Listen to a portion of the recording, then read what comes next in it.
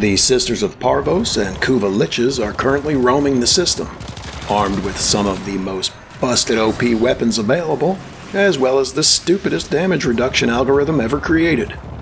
Lucky for you, I've created a build that lets you bypass all that nonsense and get those weapons added to your arsenal. This is Hardcore Endgame!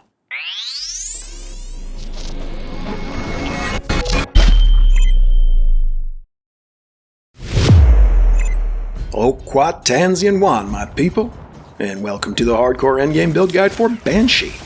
As I said during the intro, this build is focused on pretty much a single task, ending the life of Sisters and Liches. If you're worried that this will pigeonhole your Banshee, don't. The build requires 0 Forma, and is fairly flexible to work around any Forma setup you already have. But, be honest, who's been investing Forma into Banshee up until now? Go ahead, raise your hands. I see no hands. The other thing I mentioned was damage reduction. For, reasons unknown, DE has scaled their damage reduction formula around the Arcabex. You know, that heavy artillery weapon attached to the Void Rig Necromech and only available for use when its ult is activated?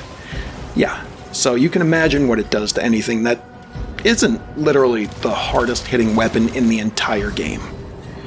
If you've been to a confrontation already and felt like you were tossing small kittens rather than firing live ammo, now you know why. I'm using the Kuva twin stubbas because they don't do top tier damage, so they won't get hit as hard by that damage reduction. I also enjoy using them because they have a high rate of fire and huge magazine size. There are dozens of weapons that'll do the job just fine, primary and secondary, so don't think about it too hard and just do whatever lubes your tube. Build requirements are as follows: 1 Banshee Prime, acquired via the associated relics, 1 Orokin Reactor, and Sevagoth in your helmet. That's it. Not a single Forma, no specific weapon interactions, and the arcanes I use aren't required. I purposely made this build extremely budget friendly because most players aren't going to use Banshee for other activities. If you're in the minority, there are ways to flex this build around multi-Forma setups, and I'll talk about that later. If you're not familiar with Banshee, and why would you be? You only need to learn about 2 of her abilities for this build. I've used Helminth to replace her 1, but you could just as easily replace her 4, since neither gets used here. Her 3, Silence, creates a radius of effect around Banshee while it's active, which CCs enemies by forcing them into a rather painful looking animation. When we combine it with Gloom, Sevagoth's ability which slows enemies, it makes that animation last much longer, thus extending the CC duration. Her 2, Sonar, is where we more or less bypass the damage reduction of Sisters and Liches. You see, the formula for damage reduction takes into account things like weapon-based damage, as well as mods, arcanes, and abilities which boost that damage directly.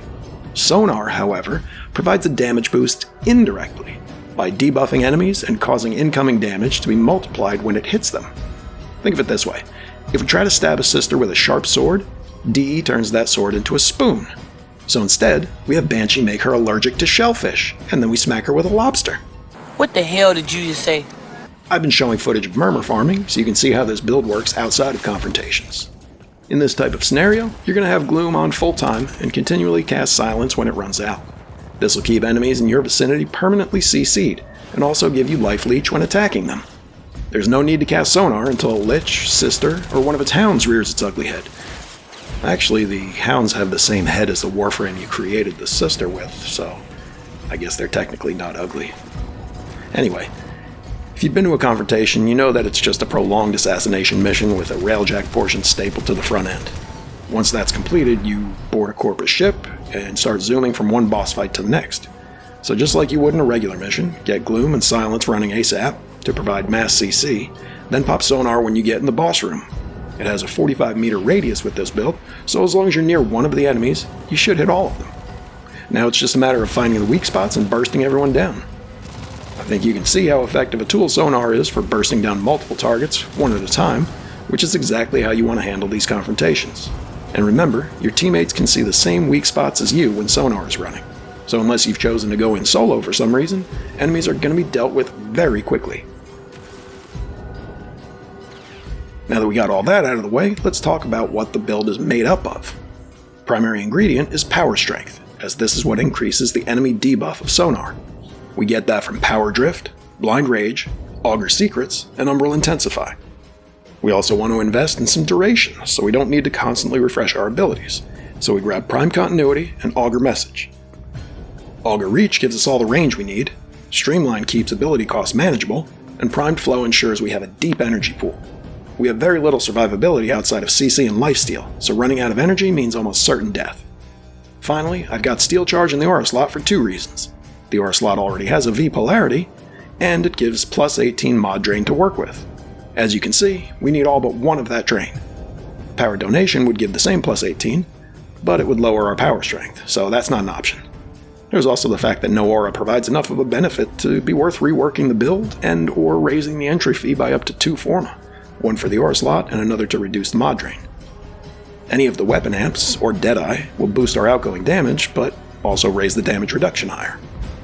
Brief Respite seems okay, but we're not spamming abilities, so it won't allow us to hit the shield cap after we've triggered shield gating in order to reset it.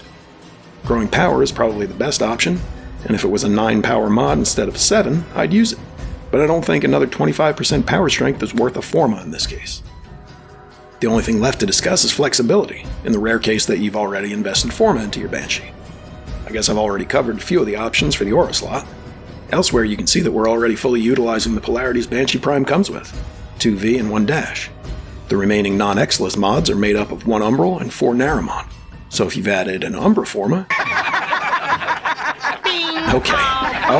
Okay, no one's putting Umbra Forma on Banshee, I get it.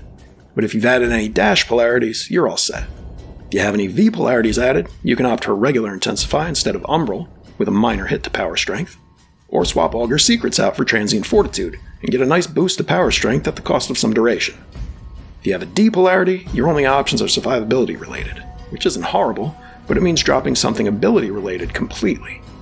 Augur Message is the least impactful mod outside of the Exilus slot, and I'd recommend swapping it out with either Adaptation or Vitality to get the most out of the lifesteal Gloom provides. And we finally made it to the end of another 3-hour-long build guide. Listen, it's not what I set out to do, but I always feel like it's better to teach people how and why a build works, rather than just handing over a checklist of mods to attach. Eventually, I hope you'll feel confident in your game knowledge to experiment with your own ideas. Just, promise me you'll come back and visit every once in a while, even if you're making all your own builds, okay? I get a little scared at the end of these long videos when no one else is around.